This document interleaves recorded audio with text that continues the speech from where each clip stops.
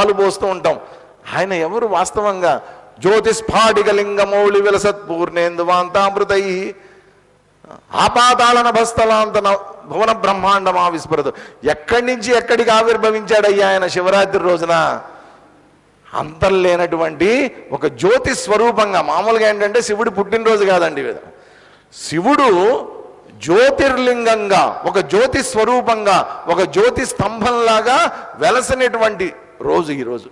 ఆయన తనని తాను ఒక జ్యోతి స్తంభంలాగా ప్రకటీకృతం అయ్యాడు. ఆయన ఎవరు? వాస్తవంగా ఆయన ఎవరు? అరూపి. ఆయనకి ఎటువంటి రూపం లేదు, ఆయనకి ఏ రూపం లేదు. ఏ రూపం లేనటువంటి వాడిని నేను ఎలా ఆరాధించాలి? ఇదిగో శివలింగ రూపంలో ఆరాధించు.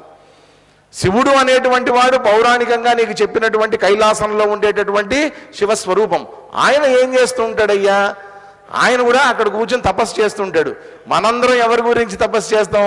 శివుడి గురించి తపస్సు చేస్తుంటాం. ఆయన కూర్చొని తపస్సు చేస్తుంటాడు. ఎవరి గురించి? తన యొక్క స్వరూపం మీద, తన యొక్క స్వస్వరూపమైనటువంటి పరమాత్మ చైతన్యం మీద ఆయన తపస్సు చేస్తూ ఉంటాడు. కాబట్టి ఆయన యొక్క చైతన్య రూపం ఎలా ప్రకటీకృతమైంది ఆ రోజున? ఒక జ్యోతి స్వరూపంగా కింద నుంచి పైదాకా. చూద్దామంటే కనిపించలా. బ్రహ్మదేవుడు కథ తెలుసు కదా మీ అందరికీ. అది బ్రహ్మదేవుడు అబద్ధం ఆడటం, విష్ణుమూర్తి ఏమో పైకి వచ్చి నిజం చెప్పడం, బ్రహ్మదేవుడు తల ఒకటి తీసేయటం, 5 తలల్లోంచి ఒక తల తీసేయటం, ఇవన్నీ మనం చూసాం. ఏంటది? జ్యోతిస్ఫాటికలింగమౌళి విలసత్పూర్ణేందువాంతామృతై. అంత అద్భుతమైనటువంటిది, అనంతమైనటువంటి చైతన్యం అయింది. అనంతమైనటువంటి చైతన్యాన్ని నువ్వు ఊహించలేవు, చూడలేవు. అది ఆది ఎక్కడో అంతం ఎక్కడో నీకు తెలియదు. కాబట్టి ఆయన ఎలా చూడగలగాలి? నువ్వు చూడగలిగితే శివలింగ రూపంలో ఆయన చూడు. కాబట్టి వాస్తవంగా మొట్టమొదట ఆవిర్భవించినటువంటి మతం అంటూ ఏదన్నా ఉంది అంటేనండి, అంటే కాలగమనంలో మనం చూసినప్పుడు ఈ పురాణాలు గనక ఇవన్నీ పక్కన పెట్టేస్తే, ఈ భారతము, భాగవతాలు, లేకపోతే రామాయణాలు ఇవన్నీ కనుక మనం పక్కన పెడితే, మొట్టమొదట అసలు ఆవిర్భవించినటువంటి మతం ఈ భూమండలం మీద ఏదన్నా ఉంది అంటే అది శైవం. మీరు చూడండి, ఇప్పటికీ కూడా ఇస్తాంబుల్ ఎక్కడుందో తెలుసా మీకు? ఇస్తాంబుల్ ఎక్కడ? ఇస్తాంబుల్ అదే. అక్కడ ఇప్పుడు మీరు తవ్వకాలు జరిపితే ఏదన్నా ఒక పెద్ద బిల్డింగ్కి పునాదులు తవ్వుతుంటే శివలింగాలు బయటపడతాయి అక్కడ, ఇస్తాంబుల్లో, ఆఫ్ఘనిస్తాన్లో, ఈవెన్ ఆఫ్రికన్ కంట్రీస్లో కూడా కొన్ని చోట్ల తవ్వుతుంటే శివలింగాలు బయటపడతాయేంటో అక్కడ విచిత్రంగా. ఏంటది? మొత్తం శైవం. ఇప్పుడు మనం చూస్తున్నటువంటి శివుణ్ణి కేవలం ఒక దేవాలయానికి మాత్రమే మనం ఆపాదించేశాం. ఆ రోజుల్లో శివుడు అట్లా కాదు. వాళ్ళకి ఎక్కడెక్కడైతే అనంతతత్వం కనిపించిందో ఆ అనంతతత్వం కనిపించిన ప్రతి చోట కూడా శివలింగాన్ని ప్రతిష్ఠించారు, ఆరాధన మొదలుపెట్టారు. అవి ఆరాధనలు కాదండి, ఉపాసనలు అవన్నీ కూడా. ఆ శివలింగం ద్వారా ఏంటంటే, ఉపాసన అనేటువంటి పదానికి శంకరాచార్యుల వారు చెప్పేటటువంటి అర్థం, అద్భుతమైనటువంటి అర్థం ఉందండి. ఏమిటట ఉపాసన అంటే? అబ్రహ్మని బ్రహ్మదర్శనం, ఇది ఉపాసన అంటారు ఆయన. బ్రహ్మ కానటువంటి దాంట్లో కూడా బ్రహ్మతత్వాన్ని చూడగలగటం ఏదైతే ఉందో అది ఉపాసన. కాబట్టి అనంతమైనటువంటి చైతన్యాన్ని ఆ రోజుల్లో అందరూ కూడా శివుడి కింద ఆరాధించారు, రుద్రుడి కింద ఆరాధించారు. ఆ రూపం లేనటువంటి వాడిని ఒక రూపిగా, ఒక శివలింగ రూపంలో ఆరాధించుకున్నారు అందరూ కూడా. హిమాలయాలకు వెళ్ళండి, ఎక్కడికన్నా వెళ్ళండి, రామేశ్వరంలో రాముడు ప్రతిష్ఠించిన శివలింగం అండి అంటారు. ఎక్కడికన్నా వెళ్ళండి. ఈవెన్ ఇటుపక్క వెళ్తే, నేను చెప్పేది ఇటుపక్క, మీరనే నేను జోర్డాను, ఈ పక్క నేను చెప్తున్నా, ఇటుపక్కకి మీరు వెళ్తే ఈవెన్ కాంబోడియా, సింగపూర్, శివలింగాలు ఉంటాయి అక్కడ విచిత్రంగా. విపరీతమైనటువంటి శైవం. కాలగమనంలో బలవంతంగా వాళ్ళందరూ కూడా ఇస్లాం మతం స్వీకరించవలసి వచ్చింది. కానీ వాళ్ళందరూ కూడా పరమశైవులు. ఇస్లాం మతస్థులందరూ కూడా వాళ్ళు జీవితంలో ఒక్కసారన్నా వెళ్ళాలని కోరుకునేటటువంటిది ఒక ప్లేస్ ఉంది. ఏంటి చెప్పండి? మక్కా వెళ్ళాలనుకుంటారు వాళ్ళు. విచిత్రం ఏంటి తెలుసా? అక్కడ కాబా అని ఉంటుంది. ఆ కాబాలో చుట్టూ అంతా బట్టలు కప్పేసి ఉంటాయి, ఎవరిని చూడనివ్వరు. అది లోపల ఉండేది ఏంటో తెలుసా? శివలింగం. అది వాళ్ళు మార్చేసుకున్నారంతా. ఆ ఓం అనేటువంటిది ఎలా రాయాలో అర్థం కాక అరబీలో ఏదో ఓం అని ఏదో మొత్తానికి ప్రయత్నం చేశారు రాయడానికి. ప్రయత్నం చేస్తే అది ఎలా తయారైందంటే ఇప్పుడు వాళ్ళు పెట్టుకుంటారు చూసారా 786 అని ఒక నెంబర్ ఉంటుంది వాళ్ళకి పాపం. ఎక్కడ పడితే అక్కడ ఆ 786 అనే నెంబర్ వాడుతుంటారు విచిత్రంగా. ఆ 786ని సరిగ్గా అరబీలో రాయగలిగితే దట్ ఈజ్ ఓం. దాని చుట్టూ మనమేమో ప్రదక్షిణంగా తిరుగుతుంటాం, వాళ్ళు ఏం చేశారు తెలియక అప్రదక్షిణంగా తిరుగుతుంటారు దాని చుట్టూ. వాళ్ళు తెల్ల బట్టలే వేసుకుని వెళ్తారు అక్కడికి. అది విచిత్రం. దాని పేరేంటో తెలుసా? ఒకప్పుడు మఖేశ్వరం లేదా మఖేశ్వరపురం. మహేశ్వరం అంటాం మనం, వాళ్ళు మఖేశ్వరం అన్నారు. ఆ మఖేశ్వరం కాస్త మఖేశ్వరపురం కాస్త నెమ్మదిగా మక్కా కింద మారిపోయింది. వాళ్ళు తిరిగే ఎవరి చుట్టూ? శివుడి చుట్టూనే వాళ్ళు తిరగాలి, శివుడి చుట్టూ తిరగాల్సిందే. కాబట్టి ఈ శైవం అనేటువంటిది ఏంటంటే అవ్యక్తమైనటువంటి చైతన్య స్వరూపానికి ప్రతీకగా ఇప్పుడు మనం ఆరాధించాలండి. అవ్యక్తమైనటువంటి చైతన్యమే ఆరాధించాలి. ఆయనకి అనేక రకాలైనటువంటి గాథలు మనం అన్ని చూసాం. మరి అటువంటి చూసినటువంటి గాథల్లో మనం ఆయన అనేక రకాలుగా ఆరాధిస్తూ ఉన్నప్పుడు మీరు గమనించండి, చక్కగా చిదంబరం వెళ్ళండి. చిదంబరంలో ఎట్లా ఉంటాడు ఆయన? ఏ రూపంతో ఆరాధిస్తారు అక్కడంతా చుట్టుపక్కలంతా కూడా? అసలు యాక్చువల్గా చిదంబరంలో ఏ రూపము లేదు, అరూపం అంతా కదా. కానీ ఆ చుట్టుపక్కల ప్రాంతాలంతా కూడా మీరు గమనిస్తే చక్కగా నటరాజస్వామి ఆయన నర్తనం చేస్తూ ఉంటారు, ఆనంద తాండవం చేస్తూ ఉంటాడు ఆయన. ఆ ఆనంద తాండవం చేస్తూ ఉన్నప్పుడు ఆ చుట్టూ ఉన్నటువంటి అగ్నివలయం, ఆ అగ్నివలయం మధ్యలో కింద ఉన్నటువంటి ఆ మరుగుజ్జు రూపంలో ఉన్నటువంటి రాక్షసుడు, ఆ రాక్షసుడి మీద ఎడంకాలు పెట్టి కుడికాలు పైకెత్తి అద్భుతమైనటువంటి నాట్యం చేస్తూ ఉంటాడు.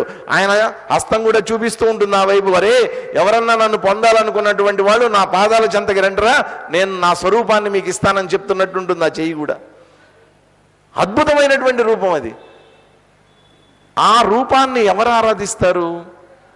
నటరాజస్వామి రూపంలో ఉన్నటువంటి శివుణ్ణి ఎవరు ఆరాధిస్తారు? ఎందుకంటే ఆయన ఆనంద తాండవం చేస్తున్నాడు కాబట్టి కళాకారులంతా శివుణ్ణి నటరాజస్వామిగా ఆరాధిస్తారు.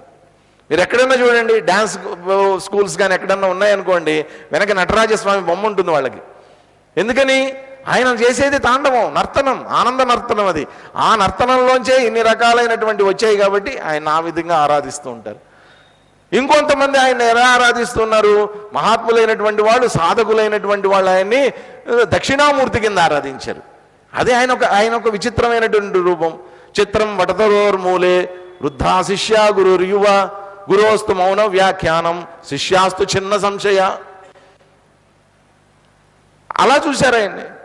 అది విచిత్రం. చిత్రం ఎంత విచిత్రం చూడండి. ఎలా ఉందట అక్కడ సిచ్యువేషను? వటతరోర్మూలే, ఆ వటవృక్షం యొక్క మొదల్లో కూర్చుని ఉన్నాడు గురు. ఆయన యువకుడు, బాలకుడిలాగా ఉన్నాడట గురువు. వృద్ధా శిష్య, శిష్యుడు చూస్తేనేమో ముసలివాళ్ళు అందరూ, ఆయనేమో బాలకుడిగా ఉన్నాడు. శిష్యుల్ని చూస్తేనేమో ముసలివాళ్ళలాగా ఉన్నారు. సో వాళ్ళందరికీ ఆయనే పోనీ బోధ చేశాడట. బోధ చేసి ఏం చెప్పాడయ్యా ఆయన? భగవద్గీత చెప్పాడా, ఉపనిషత్తులు చెప్పాడా, బ్రహ్మసూత్రాలు చెప్పాడా, షడ్దర్శనాలు చెప్పాడా, ఏం చెప్పాడు వాళ్ళకి? ప్రకరణ గ్రంథాలు చెప్పాడా, సంస్కృతం చెప్పాడా, ఏం చెప్పాడు వాళ్ళకి? ఏం చెప్పలా. గురువస్తు మౌనం వ్యాఖ్యానం. ఏం చేశాడట ఆయన? వ్యాఖ్యానం చేశాడట. వ్యాఖ్యానం అంటే ఏమిటి? విడమర్చి విపులంగా చెప్పాడట. ఎలా చెప్పాడట విడమర్చి విపులంగా? చక్కగా మౌనంగా కూర్చున్నాడట. మామూలుగా నేను ఇక్కడికి వచ్చి మౌనంగా కూర్చున్నాను అనుకోండి, నేనే కాదు ఏ గురువు గారైనా ఆయన దగ్గరికి వెళ్ళేటటువంటి శిష్యులు అక్కడ గురువు గారు మౌనంగా కూర్చున్నారు అనుకోండి, ఏం చెప్పలేదనుకోండి, ఈ శిష్యుడు కూడా ఆయన వంక చూస్తూ ఉంటాడు. ఏం చెప్తాడా గురువు, ఏం చెప్తాడా అని చూస్తూ ఉంటాడు. ఆయన ఏం చెప్పట్లా. చెప్పకపోతే ఎంతసేపు చూస్తాడండి? శిష్యుడు లేచి వెళ్ళిపోతాడు. ఈయనేం గురువు అయ్యా, ఏం చెప్పడు, నేనేదో తెలుసుకుందామని వచ్చాను, 4 మాటలు విందామని వచ్చాను, ఏం చెప్పడేమిటి అని చెప్పి లేచి వెళ్ళిపోతారు. మీరేనంతే లేచి వెళ్ళిపోతారు ఇక్కడి నుంచి కదా. విచిత్రం ఏంటంటే ఆయన మౌనంగా ఉన్నాడట. శిష్యాస్తు చిన్న సంశయ, శిష్యులందరికీ కూడా ఉన్నటువంటి సంశయాలన్నీ కూడా పోయాయట. అదేం విచిత్రం. మౌనమే. మౌన వ్యాఖ్య ప్రకటిత పరబ్రహ్మతత్వం యువానం. పరబ్రహ్మతత్వాన్ని ఆయన వ్యక్తీకరించాడట. ఎలా వ్యక్తీకరించాడు? మౌనం. కాబట్టి ధర్మాన్ని బోధించవలసినటువంటి సమయంలో బోధనా పద్ధతి ఆయనకంటూ ఒక స్పెషల్గా ఉంది. ధర్మాన్ని అధర్మాన్ని ఎదుర్కోవలసినటువంటి సమయంలో ఆయన యొక్క ఎక్స్ప్రెషన్ ఏదైతే ఉందో అది డిఫరెంట్గా ఉంది. ఒక రుద్రుడులాగా ఉగ్ర రూపంతో కనిపిస్తాడు, పరమశాంత స్వరూపంలో దక్షిణామూర్తిగా కూడా కనిపిస్తాడు ఆయన. కాబట్టి ఎలా కావాలంటే అలాగా. అందుకని అన్నారు కదా నిన్న జరిగినటువంటి శ్లోకాల్లో చెప్పారు, ఏ యథామాం ప్రపంచద్దే, నన్ను ఏ విధంగా అయితే కొలుస్తారో శ్రీకృష్ణ పరమాత్మ చెప్పినటువంటి మాట. ఒక్కొక్కళ్ళు ఒక్కొక్క అవసరంతో నన్ను కొలుస్తూ ఉంటారు. కాబట్టి ఎవరు ఏ రకంగా నన్ను కొలుస్తూ ఉంటే తాం సదైవ భజామ్యహం, వాళ్ళకి నేను అది ఇస్తూ పోతూ ఉంటా. కాబట్టి శివుణ్ణి నువ్వు ఒక రుద్రుడిగా కొలిచావనుకో నీకు శక్తిని ధైర్యాన్ని ఇస్తాడు. దక్షిణామూర్తిగా ఆరాధించావనుకో జ్ఞానాన్ని ఇస్తాడు ఆయన. నటరాజస్వామిగా ఆరాధించావనుకో అద్భుతమైనటువంటి కళలను ఇస్తాడు నీకు ఆయన. కాబట్టి ఇంత అద్భుతమైనటువంటి ఈ స్వభావం కలిగినటువంటి ఈ పరమశివుడు జ్యోతిర్లింగ రూపంలో ప్రకటితమైనటువంటి లింగోద్భవం అంటారు. అందుకనే ఈరోజు అర్ధరాత్రి జరిగేటటువంటిది లింగ ఉద్భవం, శివుడి యొక్క ఉద్భవం కాదు, ఆయన యొక్క ప్రతీక అయినటువంటి లింగ ఉద్భవం జరిగినటువంటి రోజు అన్నమాట. అందుకని అర్ధరాత్రి 12ంటికి ప్రతి చోట ప్రతి శివాలయంలో కూడా ఈ లింగోద్భవ కార్యక్రమాన్ని చక్కగా నిర్వహించి అన్ని రకాలైనటువంటి ఆరతులు ఇచ్చి శివుడిని ఆ రోజు శాంతింపజేసి రాత్రంతా మెలకువగా ఉండి ఉపవాసాలుండి ఇంత అద్భుతంగా మనం ఆరాధన చేసుకుంటూ ఉంటాం. దీంట్లో ఏంటంటే ఒకటే గుర్తుపెట్టుకోండి, ఈ శివారాధన అంతా కూడా ఏంటంటే శివుడి యొక్క తత్వం, శివుడి యొక్క స్వరూపం. ఆయన ఏంటంటే మనం ఇంతకుముందు కూడా మనం చూసాం, శివుడు కూడా తపస్సు చేస్తూ ఉంటాడు. శివుడు దేని గురించి తపస్సు చేస్తూ ఉంటాడు? తన యొక్క స్వరూపం గురించి. కాబట్టి మనకంతా కూడా మన వైదిక వాంగ్మయంలో అంతా కూడా 2 రకాలైనటువంటి విధానాలు మనకిచ్చారు. ఒకటి ఏంటంటే సాకార ఉపాసన, రెండవది నిరాకార ఉపాసన.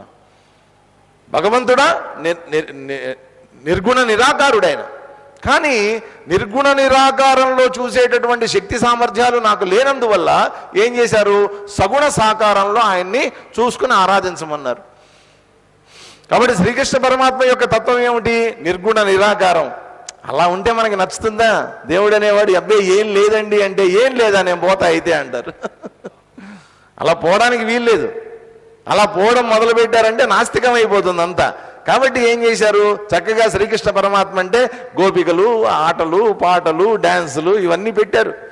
ఏ కల్చరల్ ప్రోగ్రామ్స్ అన్నా చూడండి, ఏ స్కూలు కాలేజీ కల్చరల్ ప్రోగ్రామ్స్ అయినా ఖచ్చితంగా కృష్ణుడు ఉండాల్సిందే, గోపికలు ఉండాల్సిందే, డ్యాన్సులు చేయాల్సిందే. ఎందుకు పెట్టారు? అదంతా ఉండాలి. అది జీవితంలో రసాస్వాదన అనేటువంటిది ఉండాలి. అందుకని ఆ ఆస్వాదన కోరుకునేటటువంటి వాళ్ళకి చక్కగా సాకారం పెట్టి సాకార ఉపాసన చేసుకోండి అని అన్నారు. లేదండి మేము ఆధ్యాత్మికంగా ఇంకా పురోగతి సాధించాలి, తత్వాన్ని తెలుసుకోవాలనుకున్నటువంటి వాళ్ళకి నిరాకార నిర్గుణ ఉపాసన పెట్టారు. శివుణ్ణి ఎలా ఆరాధిస్తావో నీ ఇష్టం. సగుణంగా ఆరాధించాలా, రూపంతో ఆరాధించాలా, చక్కగా శివపురాణం చదువుకో, దాంట్లో ఆయన యొక్క లీలలన్నింటినీ కూడా వల్లెవేసుకో, స్తుతులు చేసుకో, స్తోత్రాలు చేసుకో, నీ ఇష్టం. కాబట్టి అది ఎంత విచిత్రంగా ఉంటుందంటే ఆ శివస్తోత్రంలో శివా ఇవన్నీ కాదు కానీ ఏంటంటే యద్యత్ కర్మ కరోపి తత్తదఖిలం శంభో తవారాధనం. నీ కోసం ప్రత్యేకంగా పూజలు చేయటం, పునస్కారాలు చేయటం ఇదంతా కాదయ్యా. యద్యత్ కర్మ ఆత్మాత్మం గిరిజామతి సహచరాహ.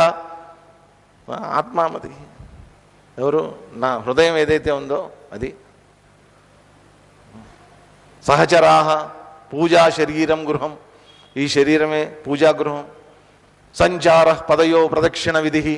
నాకు నీ గురించి ప్రదక్షిణలు చేయమంటే నాకు టైం లేదయ్యా. రోడ్డు మీద గాలి తిరుగుళ్ళన్నీ తిరుగుతూ ఉంటాను, రోడ్లు ఎమ్మడబడి తిరుగుతూ ఉంటాను, షాపింగులు చేస్తూ ఉంటా. పోతే పో, అదంతా నీ ప్రదక్షిణం అనుకో.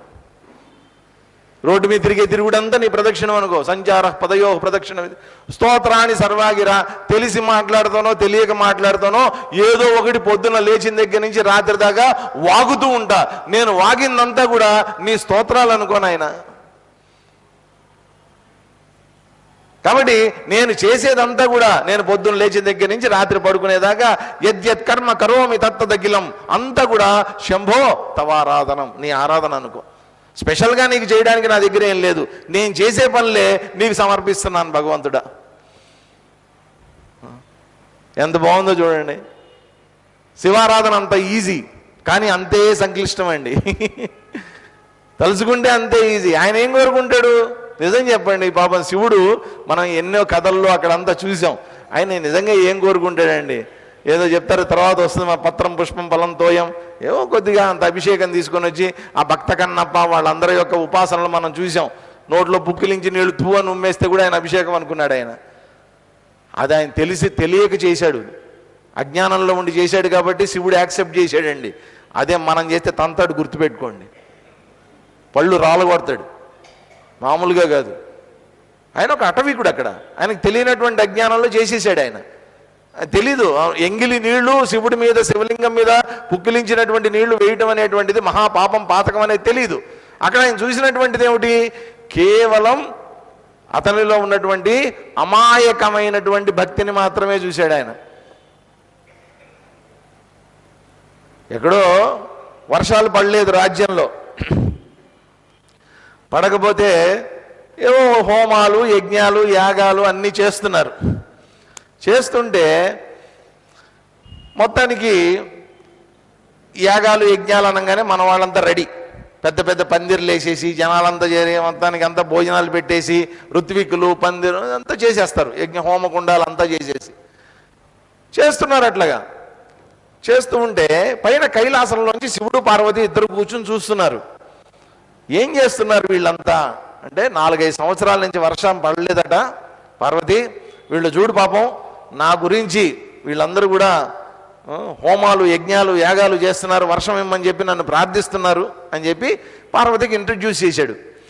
పార్వతి పాపం పిచ్చి మహాతల్లి, ఆవిడేమందంటే, పాపం ఇంత కష్టపడుతున్నారు కదయ్యా, ఇప్పటికి 10 రోజులైంది, ఇంకా 2 రోజులే టైం ఉంది, 12 రోజులట యజ్ఞం అంతా, ఇచ్చేయకూడదా వర్షం ఏదో అంటే.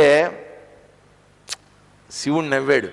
నవ్వి, పార్వతి వీళ్ళ సంగతి నీకు తెలియదు, వీళ్ళు ఇప్పుడు నేను వర్షం ఇచ్చాననుకో శుభ్రంగా యజ్ఞం ఎక్కడితో క్యాన్సిల్ చేసేస్తారు, చేసేసి ఎవడి ఇంటికి వాళ్ళు వెళ్ళి హాయిగా టీవీలు పెట్టుకుని సీరియల్స్ చూసుకుంటారు.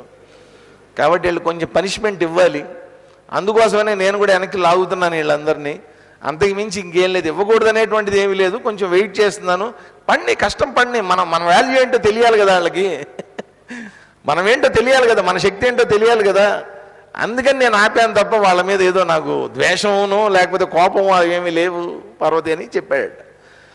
పాపం ఆ తల్లి ఓహో అవును కదా, అవునుగా మోసం అనుకుంది, ఆవిడ కూడా అనుకుంది. మళ్ళా విచిత్రంగా అరగంటలో అక్కడ వర్షం పట్టడం మొదలుపెట్టింది. బోరని వర్షం పడుతుంటే అందరూ సంబరాలు చేసుకుంటున్నారు. మనం చేసినటువంటి యజ్ఞ యాగాదులకి మెచ్చి, ఇదిగో చూడు మనకి శివుడు చక్కగా వర్షాన్ని ఇచ్చాడని చెప్పి అందరూ ఓ చప్పట్లు, మేళాలు, తాళాలు మోగిస్తున్నారు. పార్వతి కోపం వచ్చింది. కరెక్ట్గా అరగంట క్రితం నువ్వేమన్నావు నాతో, వీళ్ళందరికీ వర్షం ఇస్తే నన్ను మర్చిపోతారు, వీళ్ళందరూ నాన్న అంతా చెప్పావు నాకు, ఇప్పుడేమో అక్కడ వర్షం పడుతోంది, ఎందుకు ఇచ్చావు అని అడిగింది.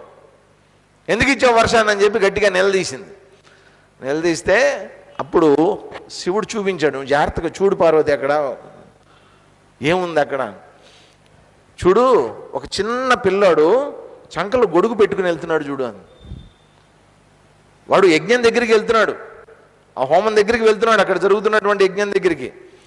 వాడికి ఏంటంటే వీళ్ళందరూ ఋత్వికులందరూ యజ్ఞాలు చేస్తున్నారు, హోమాలు చేస్తున్నారు, వర్షం కోసం, వర్షం పడుతుంది అన్న నమ్మకంతో వాడు చంకలో గొడుగు పెట్టుకుని వెళ్తున్నాడు. వాడు వర్షం పడితే నా పరిస్థితి ఏంటి అని. శివుడు ఏమనుకున్నాడు తెలుసా? అరే నా నిజమైన భక్తుడంటూ ఎవడన్నా ఉంటే వాడరా అనుకున్నాడు ఆయన. అనుకుని నేను వాడి కోసం వర్షం ఇచ్చాను తప్ప వీళ్ళు చేసే యజ్ఞాలు యాగాదులు చూసి కాదు నేను వర్షం ఇచ్చిందన్నాడు ఆయన. శివుడు ఏం కోరుకున్నాడండి? ఏం కోరుకున్నాడు ఆయన?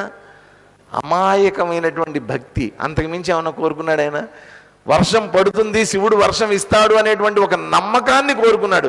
ఎవరికి ఉంది అక్కడ ఆ నమ్మకం? చంకలో గొడుగు పెట్టుకెళ్ళినటువంటి ఆ చిన్న 7 ఏళ్ల పిల్లవాడికి ఉంది ఆ నమ్మకం. ఆ నమ్మకాన్ని చూసి ఆయన వర్షాన్ని ఇచ్చాడు. అటువంటి మహాత్ములు ఇంకా ఈ ప్రపంచంలో ఉన్నారండి. వాళ్ళను చూసి వర్షాలు పడుతున్నాయి తప్ప నిన్ను నన్ను కాదు చూసి వర్షాలు కాదు ఇక్కడ పడుతోంది. ఎవరో మహాత్ములు ఉన్నారు, కొంతమంది అమాయకమైనటువంటి భక్తులు, అమాయకంగా శివుణ్ణి ఆరాధించేవాళ్ళు, దేవతలను ఆరాధించేవాళ్ళు ఉన్నారు. ఇంకా వాళ్ళు చేసేటటువంటి పుణ్యకర్మలు, వాళ్ళు చేసేటటువంటి పుణ్య ప్రస్థానం ఏదైతే ఉందో దాన్ని చూసి దేవతలు మనకు వర్షాలు ఇస్తున్నారు. అంతే తప్ప మన అజ్ఞానాన్ని చూసి, మన లోపల ఉండేటటువంటి కక్షలు కార్పణ్యాలు చూసి ఇవి కాదు వర్షాలను ఇచ్చేది. వాళ్ళ వల్ల మనకు వర్షాలు పడుతున్నాయి, అది గుర్తుపెట్టుకోండి. ఆ మహాత్ముల వల్ల మనకు వర్షాలు పడుతున్నాయి. కాబట్టి శివుడు కూడా ఏంటంటే ఒక చిన్న దాన్ని చూశాడు ఆయన, అంతే వర్షం ఇచ్చేసాడు ఆయన. కాబట్టి ఈ శివారాధన అనేటువంటిది ఏదైతే ఉందో దాంట్లో మనం ఎంత సమర్పించాము, శివుణ్ణి ఎంత స్తోత్రాలు చేశాము, ఎన్ని మంత్రాలు చదివాం, ఇవన్నీ చదవాలి, చెయ్యాలి, కరెక్టే. ఆ అభిషేకాలు, దాంట్లో పంచామృతాలు అవన్నీ చెయ్యాలి. దాంతోపాటు మనకు ఉండవలసింది ఏంటంటే ఒకటే ఒకటి గుర్తుపెట్టుకోండి, అమాయకమైనటువంటి భక్తి. అదొక్కటి చాలు శివుడికి. ప్రాక్టికల్గా నేను చెప్తున్నా, ఏం చేయొద్దండి, శివుడి మీద భరోసా వేసి పని మొదలు పెట్టండి, అవి తీరుతుంది. అది ఆయన చేయించుకుంటాడు మన చేత. ఒక స్థాయికి వెళ్ళిన తర్వాత విచిత్రం ఏంటంటే ఆయన లాక్కెళ్ళిపోతాడు మనని, ఆయనలోకి లాక్కెళ్ళిపోతూ ఉంటాడు. ఆయన ఏం చెప్తే అది చెయ్యాల్సి వస్తుంది. మనం చేయడానికి ఏముండదు. ఇంకా శివుడు ఏది ఆజ్ఞాపిస్తూ ఉంటే దాన్ని మనం చేస్తూ ఉంటాం ఒక స్థాయికి వెళ్ళిన తర్వాత. అది శివారాధన. కాబట్టి అటువంటి శివారాధన చేసుకునేటటువంటి ఒక గొప్ప అవకాశం మనకి దొరికేది. ఆయన ధర్మ సంస్థాపనం కోసం ఆయన అవతారం ఎత్తేటటువంటి దినం అంటూ ఏదన్నా ఉంది అంటే ఇదిగో శివరాత్రి. ఆ శివరాత్రి రోజున కూడా మనం భగవద్గీతతో పాటు చక్కగా శివుడి యొక్క తత్వాన్ని కూడా ఆయన స్మరించుకోవడానికి, ఆయన యొక్క దివ్య లీలల్ని స్మరించుకోవడానికి మనకు చక్కటి అవకాశం దొరికింది. తర్వాత భగవద్గీతలో కూడా వద్దాం, ఎందుకంటే మన భగవద్గీత ముఖ్యం మనకి, ఇది మర్చిపోకూడదు. దీంట్లో ఇవాల్టి శ్లోకం అంటే నిన్న మనం ఒక శ్లోకం చదివాం. ఏంటది? చాతుర్వర్ణ్యం మయా సృష్టం చదివాం. అది నిన్న చదివాం కదా. ఒక్కసారి ఆ శ్లోకాన్ని చదివి ఈరోజు కార్యక్రమాన్ని పూర్తి చేద్దాం. నాకు ఆల్రెడీ 2 ఫోన్లు వచ్చాయి. సాయంత్రం స్వామీజీ ఒక్కరోజు మీరు క్లాస్ క్యాన్సిల్ చేసుకోవచ్చు కదా, మా ప్రోగ్రామ్కి కూడా కొంతమంది జనాలు వస్తారు అని చెప్పి పాపం అడిగారు వాళ్ళు. లేదండి, నేను 108 రోజులు మాత్రం ఆపేది లేదు ఎట్టి పరిస్థితుల్లో అని చెప్పాను నేను వాళ్ళకి. కాబట్టి ఈరోజు మన కార్యక్రమాన్ని మాత్రం సంక్షిప్తంగా చేద్దాం. ఈ రోజున చాతుర్వర్ణ్యం మయా సృష్టం గుణకర్మ విభాగశః తస్య కర్తారమపి మాం విద్యకర్తారమవ్యయం. చాతుర్వర్ణ్యం గుణకర్మ విభాగశః మయా సృష్టం. ఈ పదాలని, ఈ శ్లోకాన్ని జాగ్రత్తగా అర్థం చేసుకోండి. చేసుకోకపోతే మిస్కాన్సెప్షన్స్ వస్తాయి, తప్పుడు అపార్థాలు వస్తాయి దీంట్లో. మయా సృష్టం ఎవరు చెప్తున్నారు ఈ మాట? శ్రీకృష్ణ పరమాత్మ చెప్తున్నాడు. నేనే సృష్టించా. ఏం సృష్టించా? చాతుర్వర్ణ్యం, 4 వర్ణాలని కూడా నేనే సృష్టించా. తస్య కర్తారమభిమాం, వాటిని తయారు చేసినప్పటికీ కూడా అకర్తారం, వాటితో నాకు ఎటువంటి సంబంధం లేదు. అదే ఆయన చెప్పదలుచుకున్నది. కాబట్టి 4 వర్ణాలని సృష్టించాడు అని చెప్తున్నాడు, నేనే సృష్టించాను అన్నాడు. మరి దానికి ఏమిటి? ఏదో ఒక బేస్ ఉండాలి కదా, ఏదో ఒక ప్రాతిపదిక అనేటువంటిది ఉండాలి. కాబట్టి ఏదో వర్గీకరణ చేస్తారు. ఆ వర్గీకరణలు దానికి ఇదిగో అండి, ఇది వీళ్ళు వీళ్ళు వీళ్ళు వీళ్ళు చక్కగా వీళ్ళందరూ ఈక్వల్. ఇప్పుడు మనకి పెద్ద పెద్ద హౌసింగ్ బోర్డ్ కాలనీస్ ఇట్లా ఉన్నాయనుకోండి, అక్కడ రకరకాల హౌసెస్ ఉంటాయి. ఏంటది? LIG అంటారు. నాకు మొదట్లో అర్థమయ్యేది కదా LIG అంటే ఏంటో. LIG అంటే ఏంటి? లోయర్ ఇన్కమ్ గ్రూప్ అట. నాకేం తెలుసు? ఈ MIG middle income group, HIG higher income group. కాబట్టి ఎవడు లోయర్ ఇన్కమ్? ఇదిగోనండి, ఇంత శాలరీ వస్తేనో, ఇంత ఇన్కమ్ ఉంటేనో, ఇంత మధ్యలో ఉంటే వాడు లోయర్ ఇన్కమ్. దీని మధ్యలోంచి దీని మధ్యలో ఇగో వీడు మిడిల్ ఇన్కమ్. అంతకంటే దాటినటువంటి వాళ్ళు హయ్యర్ ఇన్కమ్. ఇట్లా ఏవో వర్గీకరణ, ఏదో ఒక ప్రాతిపదిక అనేటువంటిది ఉంటుంది, బేస్ అనేటువంటిది ఉంటుంది. ఇక్కడ కూడా ఈయన ఏం చేశాడంటే గుణ కర్మ విభాగశ, గుణాలు గుణాల వల్ల చేసేటటువంటి కర్మల్ని ప్రాతిపదికగా తీసుకుని చక్కగా ఈ 4 వర్ణాలని సృష్టించాడట. అసలు దీని గురించి ప్రస్తుతం ఒకటి చిన్నగా ఆలోచిద్దాం. బ్రాహ్మణ, వైశ్య, క్షత్రియ, శూద్ర ఇవన్నీ మనకి తెలుసు. దీంట్లో ఏంటి, మళ్ళా బ్రాహ్మణులకు వచ్చినటువంటి వాళ్ళు చేయాల్సినటువంటి విధులు ఏంటి, క్షత్రియులు ఏం చేయాలి, వైశ్యులు ఏం చేయాలి, శూద్రులు ఏం చేయాలి, ఇవన్నీ మళ్ళీ వస్తాయి, ఒక్కొక్కటి వస్తాయి. ఇదంతా ఏంటంటే ఇప్పుడు ఏదైనా ఇప్పుడు ఈ హాల్ ఉంది, స్వామీజీ వారు కట్టించారు, ఇది పక్కన మందిరం ఉంది, స్వామీజీ వారు కట్టించారు, అప్పాజీ వారు కట్టించారు.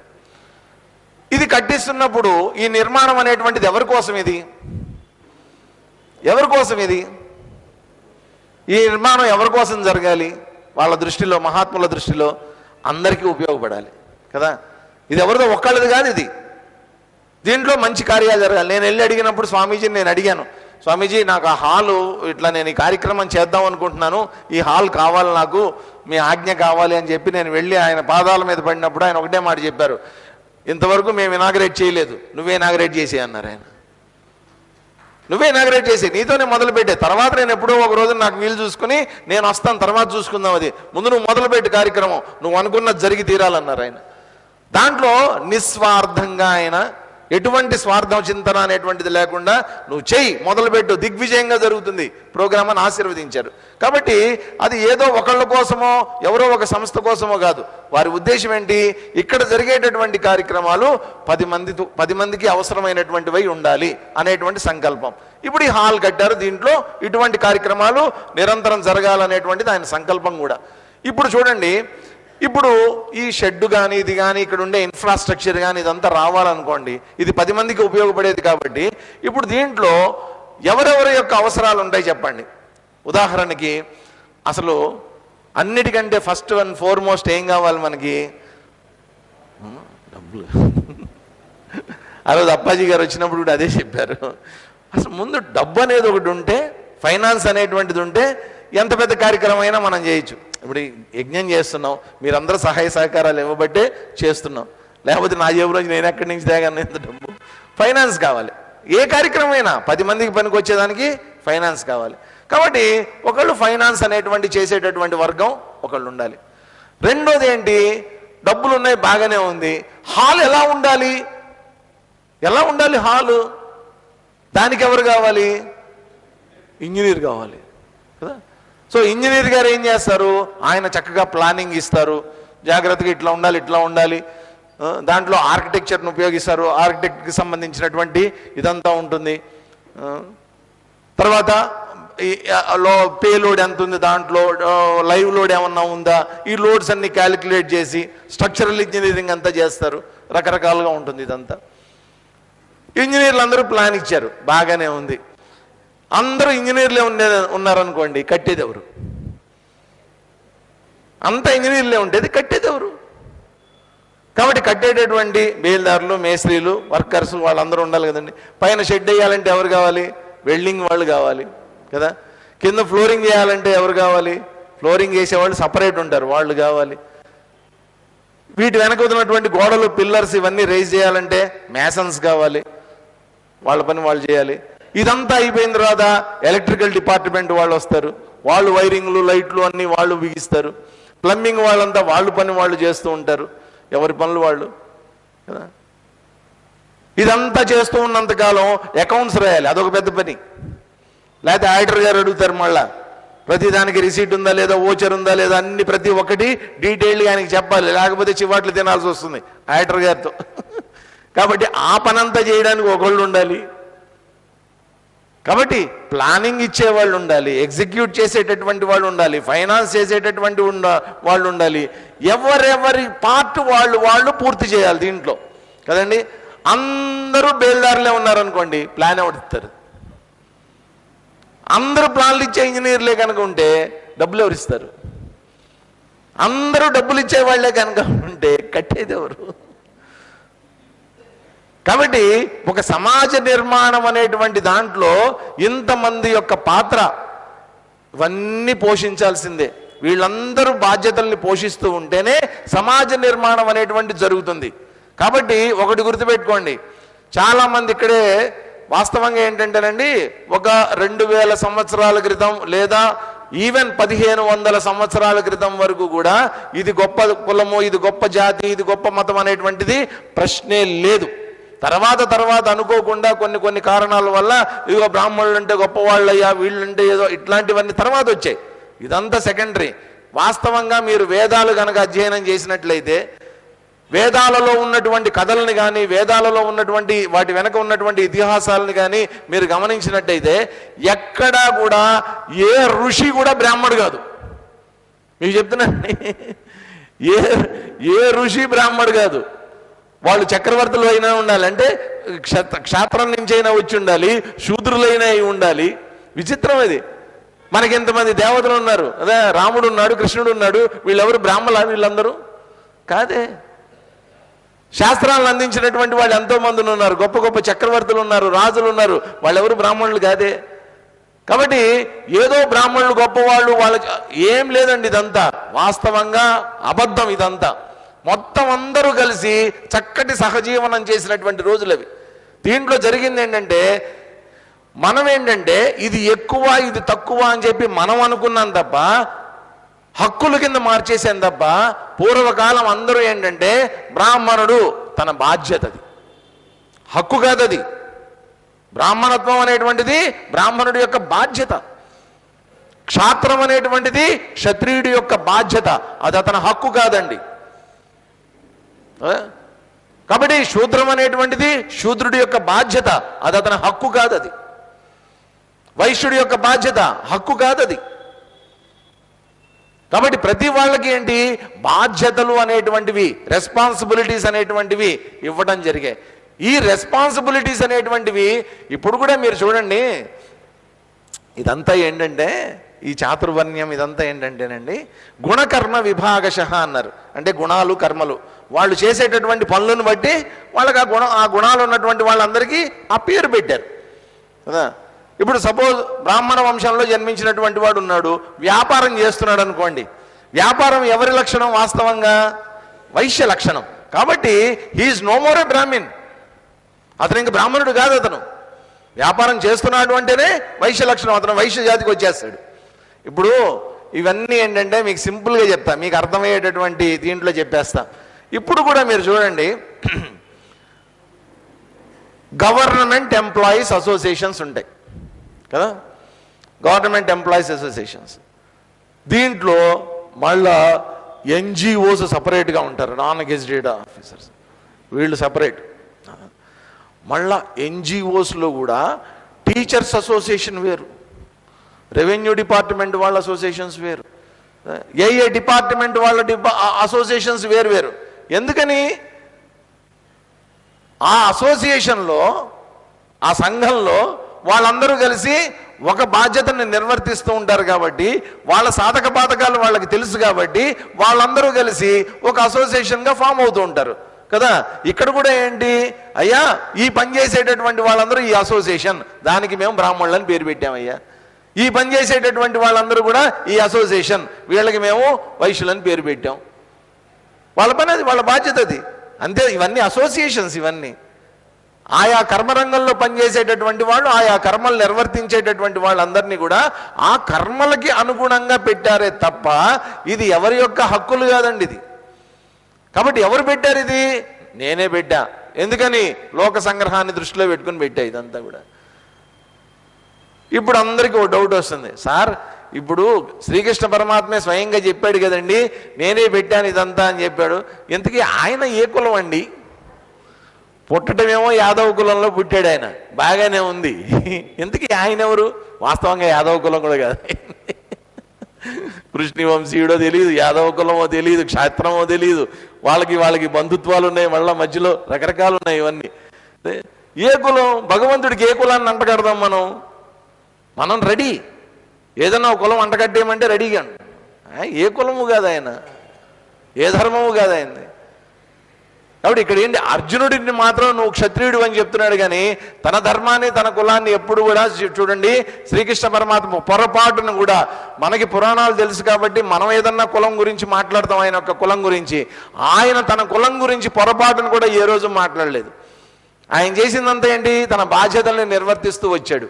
ఇక్కడంతా ఏంటంటే ఈ సెక్షన్స్ అనేటువంటివి, ఈ అసోసియేషన్స్ ఏవైతే ఉన్నాయో ఇవన్నీ నేను స్థాపించా, నేను మొదట్లో పెట్టా. ఎందుకని, మీరందరూ కలిసి ఈ పని చేయండి, మీరందరూ కలిసి ఈ పని చేయండి, మీరందరూ కలిసి ఈ పని చేయండి. ఒక గ్రూప్స్ అన్నమాట. ఇప్పుడు మనం కూడా ఈ యజ్ఞ కార్యక్రమం చేస్తున్నప్పుడు ఒక్కొక్కరికి ఒక్కొక్క బాధ్యతలు ఇచ్చాం. ఎవరి బాధ్యతలు వాళ్ళు నిర్వర్తిస్తూ ఉన్నారు. దీంట్లో అందరూ కలిసి నిర్వహించకపోతే ఈ యజ్ఞం పూర్తవుతుందా? ఫైనాన్స్ అంతా ఒకళ్ళు చూసుకుంటున్నారు, ప్రసాదాలన్నీ ఒకళ్ళు చూసుకుంటారు. పాపం రోజు ఆటోల్లో అక్కడ వండి పంపించడం అంతా ఒకళ్ళకి అప్పచెప్పాం. వాలంటీర్స్ ఉన్నారు, వాళ్ళకి మనం గ్రూపుల్లో వాళ్ళకంతా డెప్యుటేషన్ ఇస్తున్నాం. ఈ రోజు నుంచి ఈ రోజు వరకు ఈ 5గురు రండి అని చెప్పి ఇట్లా గ్రూప్స్లో మెసేజ్లు పెడుతున్నారు. ఇదంతా జరుగుతోంది. ఈ సిస్టమ్ అనేటువంటిది కనుక ఉంటేనే ఈ కార్యక్రమం అనేటువంటిది జరుగుతుంది. కాబట్టి ఈ కులాలు, ఈ వ్యవస్థ అనేటువంటిదంతా కూడా మనం తప్పుగా అర్థం చేసుకున్నాం తప్ప, భగవంతుడి దృష్టిలో ఇవన్నీ ఏంటంటే ఎవరెవరికి వాళ్ళకి అప్పచెప్పినటువంటి బాధ్యతలు, ఇవన్నీ కూడా రెస్పాన్సిబిలిటీస్. కాబట్టి చేశానే తప్ప నాకు ఎటువంటి సంబంధం లేదయ్యా అన్నాడు. విద్య కర్తారమవ్యయం, నాకు ఎటువంటి కర్తని కాదు, చేశాను, చేయడం అయితే చేశా, వాటికి నాకు ఎటువంటి సంబంధం లేదు. పొరపాటును నన్ను అడగండి, ఇప్పుడు ఒక దాంట్లోకి నన్ను అనవసరంగా లాగద్దు, అందరూ నా వాళ్ళే, అదే ఆయన ఉద్దేశం అని చెప్పి తర్వాత ఒక శ్లోకం చదివి వాళ్ళకి ఆపేద్దాం. నమాం కర్మాణి లింపంతి నమే కర్మ ఫలే స్పృహా ఇతి మాం యోభిజానాతి కర్మభిర్న సబధ్యతే నమాం కర్మాణి లింపంతి నమే కర్మ ఫలే స్పృహా ఇతి మాం యోభిజానాతి కర్మభిర్న సబధ్యతే. మాం కర్మాణి నలింపంతి, నన్ను కర్మలనేటువంటివి నాకు అనవసరంగా అంటవు. మే కర్మఫలే స్పృహాన, నాకు కర్మఫలం పట్ల స్పృహ అంటే ఆసక్తి అనేటువంటిది నాకు లేనే లేదు. ఇతి మాం యః అభిజానాతి, ఈ రకంగా ఎవరైతే నన్ను తెలుసుకుంటారో, కర్మల పట్ల నాకు ఎటువంటి ఇది లేదు, అటాచ్మెంట్ అనేటువంటిది లేదు, కర్మ ఫలం మీద కూడా నాకు ఎటువంటి అటాచ్మెంట్ లేదు అన్నట్టుగా నన్ను ఎవరైతే తెలుసుకుంటారో సహ అభిజానాతి నా కర్మభిహి నా బధ్యతే, అటువంటి వాడు కర్మల చేత ఏ రోజు కూడా బద్ధుడు కాడు, ఏ రోజు కూడా అతను కర్మబంధంలో ఇరుక్కోడు. కాబట్టి భగవంతుణ్ణి ఏ రకంగా తెలుసుకోమని చెప్తున్నాడు ఇక్కడ? తన్ని శ్రీకృష్ణ పరమాత్మని ఏ విధంగా తెలుసుకోవాలి? ఆయన కేవలం కర్మను ఆచరిస్తున్నాడే తప్ప ఆ కర్మతో కానీ ఆ కర్మ ఫలంతో కానీ నాకు ఎటువంటి సంబంధం లేదు అని కృష్ణుడిని ఎవరైతే ఆరాధిస్తారో అటువంటి వాడు కూడా శ్రీకృష్ణ పరమాత్మలాగా బయటపడి, కర్మబంధం నుంచి బయటపడి శాశ్వతమైనటువంటి మోక్షాన్ని పొందుతాడట అటువంటి వాడు. ఈ విషయాన్ని మనకి ఇవాళ చెప్పారు. మనం ఇక్కడితో ఇవాళ ఆపేద్దాం.